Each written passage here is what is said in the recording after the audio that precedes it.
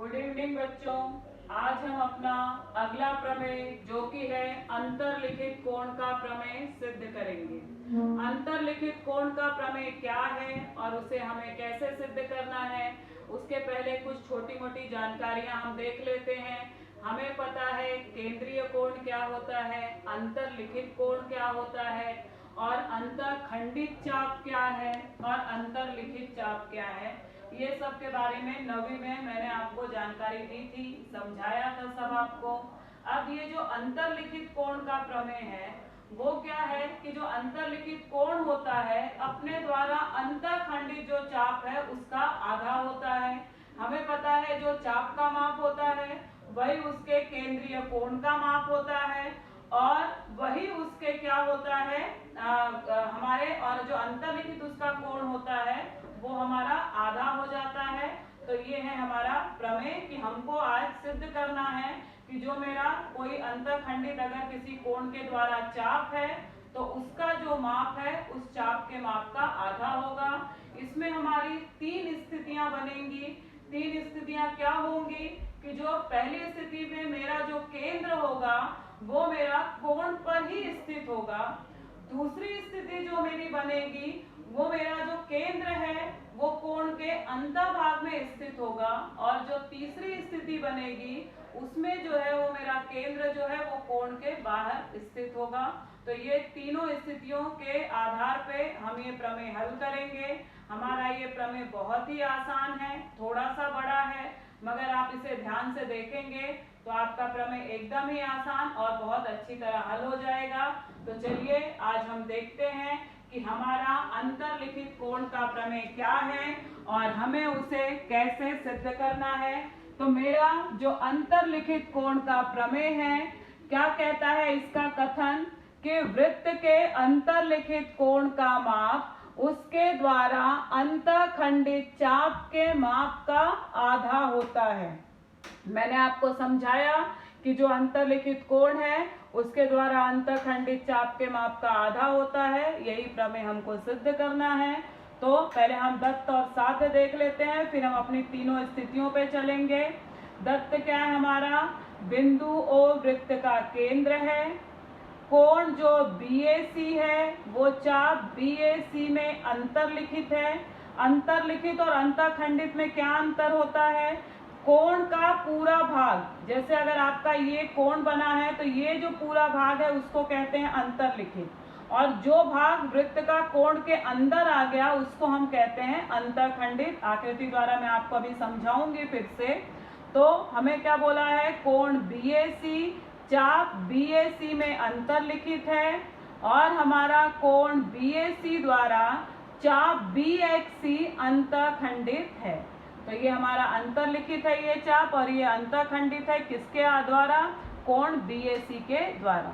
हमें सिद्ध क्या करना है कि मेजरमेंट कोण BAC बराबर हाफ मेजरमेंट चाप BXC, मतलब जो कोण है वो मेरे चाप किसका, अंतखंडित चाप का, अंतरलिखित का नहीं, अंतखंडित चाप का आधा होगा। ये हमको सिद्ध करना है। तो तीनों परिस्थिति में हमको यही सिद्ध करना है। अब देखो उत्पत्ति पहले मैं आपको बता दूं क्या है। दिए गए साध्य को हल करने की 3 स्थितियां बनती हैं।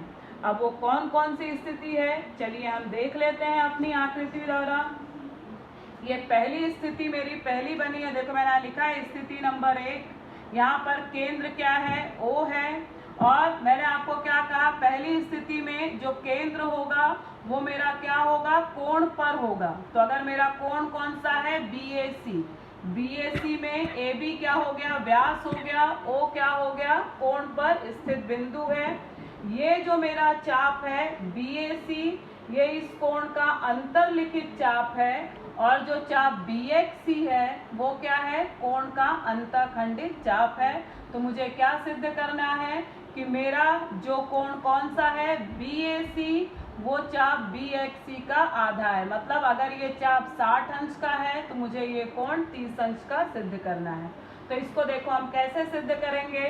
सबसे पहले हम रेख OC खींच लेंगे। रेख OC खींचने पे ये हमको त्रिभुज मिलेगा। त्रिभुज में AO सर्वांग सम हो जाएगी OC से, एक ही वृत्त की त्रिज्या। अगर ये सर्वांग सम हो गई तो समद्विबाहु त्रिभुज के प्रमेय से क्या मिलेगा, मेरा कोण OAC सर्वांग सम हो जाएगा OCA से। ये कोण मैंने देखो y द्वारा दोनों को दर्शाया है। अब हम क्या करेंगे, ये मेरा बहिष्कोण है, तो अगर मैं ये त्रिभुज लूँ तो ये बहिष्कोण अपने दूरस्थ अंतःकोणों के योगफल के बराबर होता है। मतलब मेरा कोण BOC क्या हो जाएगा, y धन y मतलब 2y हो जाएगा। जो मेरा BOC होगा वही मेरा ये चाप भी होगा। क्यों, क्योंकि केंद्रीय कोण और चाप के माप बराबर होते हैं। तो ये भी मेरा क्या हो जाएगा, 2y हो जाएगा। ये 2y तो ये 2y और ये मेरा y है, तो मेरा हो गया। मैं अगर पक्षांतर कर दूंगी तो आधा हो जाएगा। तो मेरा पहला जो है वो मैं सिद्ध कर लूंगी। तो अब ये मेरा पहला सिद्धांत हो गया, मतलब पहली स्थिति।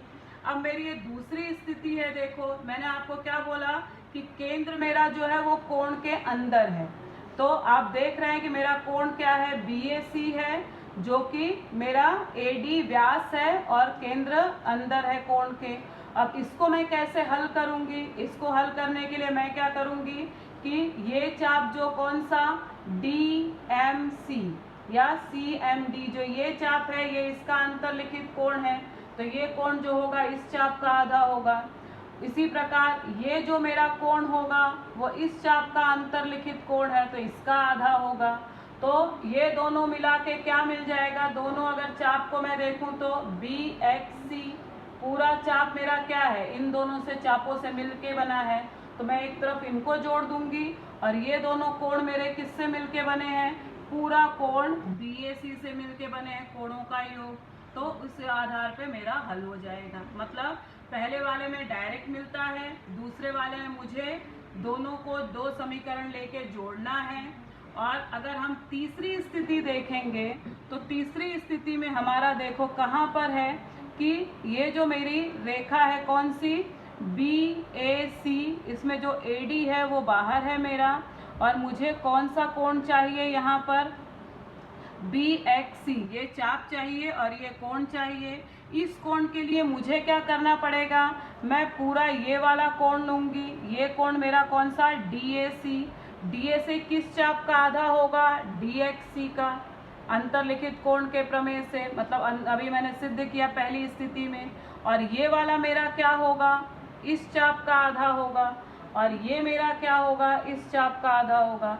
मतलब मैं इस पूरे चाप में से इसको घटा दूंगी तो मुझे ये मिल जाएगा। तो ये मेरी तीन स्थितियां बनती हैं। पहले वाले में मुझे डायरेक्ट मिलेगा, दूसरे वाले में मुझे दोनों को दो समीकरण को जोड़ना होगा, और तीसरे वाले में मुझे दो समीकरण को घटाना होगा। तो चलिए अब हम देखते हैं हमने उत्पत्ति कैसे हल की है। तो मैंने आपको उत्पत्ति में बताया कि हम दिए गए साध्य को हल करने के लिए तीन स्थिति बनती है। आकृति द्वारा मैंने आपको तीनों स्थिति बता दी। अब स्थिति एक मैंने क्या लिया है, वृत्त का केंद्र कोण की भुजा पर स्थित है तथा बिंदु C और O को मिलाओ। अब अगर ऐसी स्थितियां बनती हैं तो मुझे बार बार रचना करनी होगी, इसलिए हम उस स्थिति के अंदर रचना करते हैं, हम अलग से रचना नहीं करते हैं।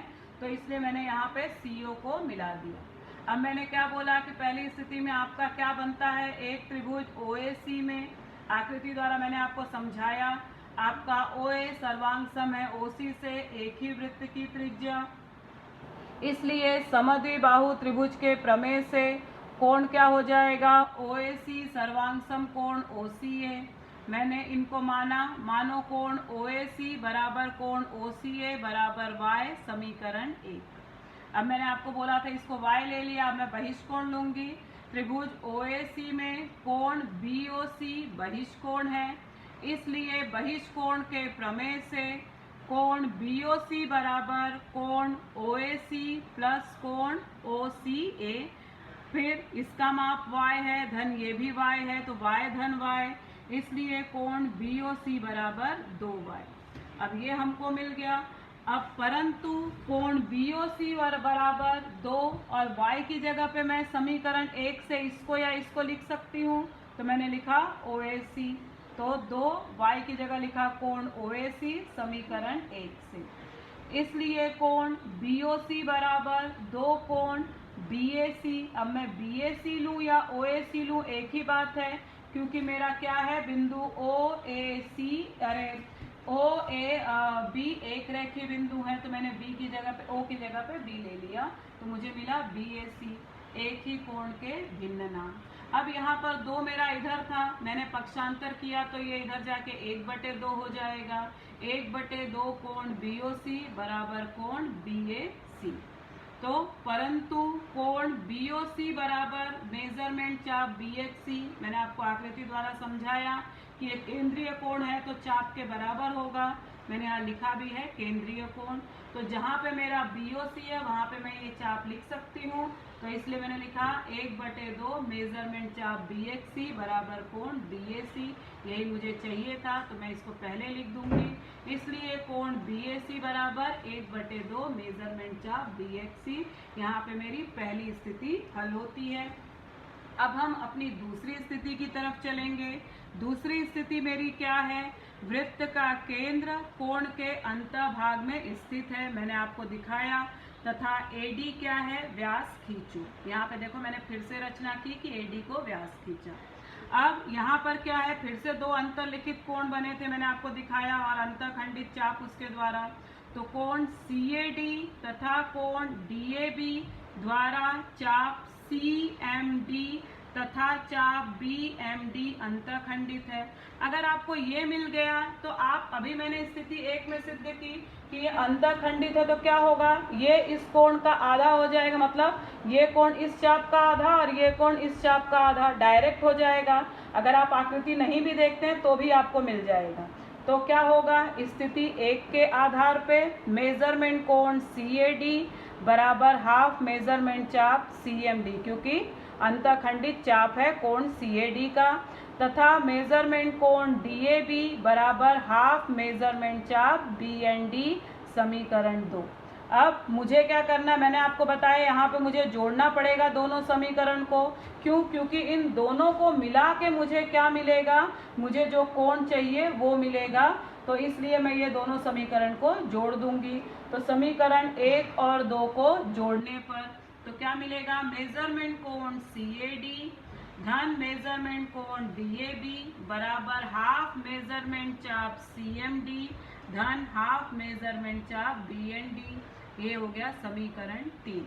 अब ये दोनों कोण क्या है, ये दोनों कोण BAC का योगफल है, दो टुकड़े हैं, दोनों को जोड़ देंगे तो BAC मिल जाएगा, वही मैंने लिखा है। परंतु मेजरमेंट कोण CAD प्लस मेजरमेंट कोण DAB बराबर मेजरमेंट कोण BAC, कोणों का योग, समीकरण 4। वैसे ही मैंने आपको आकृति द्वारा दिखाया कि ये दोनों चाप मिलके क्या बनेंगे, चाप BXC बनेंगे। इसलिए मेजरमेंट चाप CMD धन मेजरमेंट चाप BND बराबर मेजरमेंट चाप BXC, चापों का योग, समीकरण 5। अब मैं इन दोनों कोण की जगह ये लिख सकती हूँ और इन दोनों चाप की जगह ये लिख सकती हूँ, तो मैंने लिखा है समीकरण 3, 4 और 5 से क्या हो गया, दोनों कोण की जगह पे मैंने समीकरण 3 में से क्या लिखा, यहाँ पे मैंने लिख दिया कोण BAC, यहाँ पे इन दोनों के बदले में, तो यहाँ पे मैंने लिख दिया BAC, और ये दोनों के बदले मैंने क्या लिख दिया, चाप BXC, हाफ दोनों में था, कॉमन ले लिया, तो ये मुझे कहाँ से मिला, समीकरण 3, 4 और 5 से। इस आधार पे मेरी दूसरी स्थिति में भी मुझे जो सिद्ध करना था वो मिल गया। अब मेरी तीसरी स्थिति बनती है जहाँ पर कि क्या है, मेरा केंद्र जो है वो बाहर है। तो स्थिति 3, वृत्त का केंद्र कोण के बाह्य भाग में स्थित है, हमें रेख AD खींचना है। तो अब हमारा फिर से हमने AD खींच लिया। अब हम क्या करेंगे, कोण CAD तथा कोण DAB द्वारा चाप CMD और चाप BND अंतःखंडित चाप है। फिर से स्थिति से ये क्या होगा, इसका ये कोण का आधा ये हो जाएगा और ये मेरा इसका हो जाएगा आधा चाप, तो इसलिए मेजरमेंट कोण CAD बराबर हाफ मेजरमेंट चाप CMD, समीकरण 1, और मेजरमेंट कोण DAB बराबर हाफ मेजरमेंट चाप BND, समीकरण 2। अब मैंने आपको बताया था कि इस स्थिति में मुझे घटाना पड़ेगा दोनों समीकरण को, तो मैंने घटाया है समीकरण 1 और 2 को घटाने पर। तो समीकरण 1 और 2 को घटाने पे क्या मिलेगा, मेजरमेंट कोण CAD ऋण मेजरमेंट कोण DAB बराबर हाफ मेजरमेंट चाप CMD ऋण हाफ मेजरमेंट चाप BND। अब दोनों में हाफ है तो हाफ को मैंने कॉमन ले लिया, मुझे मिला मेजरमेंट चाप CMD माइनस मेजरमेंट चाप BND, इसको नाम दिया समीकरण 3। अब देखो अगर मैं इस कोण में से इसको घटाऊंगी तो मुझे कोण CAB मिलेगा या BAC मिलेगा। वैसे ही अगर मैं इस चाप में से इस चाप को घटाऊंगी तो मुझे चाप BXC मिलेगा। तो इसलिए मैंने देखो यहाँ पे लिखा है, परंतु मेजरमेंट कोण CAD ऋण मेजरमेंट कोण DAB बराबर मेजरमेंट कोण CAB समीकरण 4 और मेजरमेंट चाप CMD ऋण मेजरमेंट चाप BND बराबर मेजरमेंट चाप BXC समीकरण 5। तो समीकरण 3, 4 और 5 से ये दोनों ऋण की जगह मैं ये कोण लिख दूंगी, ये दोनों चाप की जगह पे मैं ये चाप लिख दूंगी। तो मैंने इनकी जगह पे क्या लिखा, कोण CAB बराबर हाफ ऐसे ही है, और इन दोनों की जगह पे क्या लिखा, मेजरमेंट चाप BXC। तो मेरा ये CAB हो या BAC हो एक ही बात है, इसलिए कोण BAC बराबर हाफ मेजरमेंट चाप BXC। ये मेरी तीसरी स्थिति में भी सिद्ध होता है। इसी के आधार पे मेरा अंतर्लिखित कोण का प्रमेय सिद्ध हो गया। तो आप लोग इसे बार बार देखिए, पहले जो मैंने आपको आकृति द्वारा समझाया वो समझने की कोशिश करिए, फिर आप लोग प्रमेय को देखिए और हल करिए। धन्यवाद।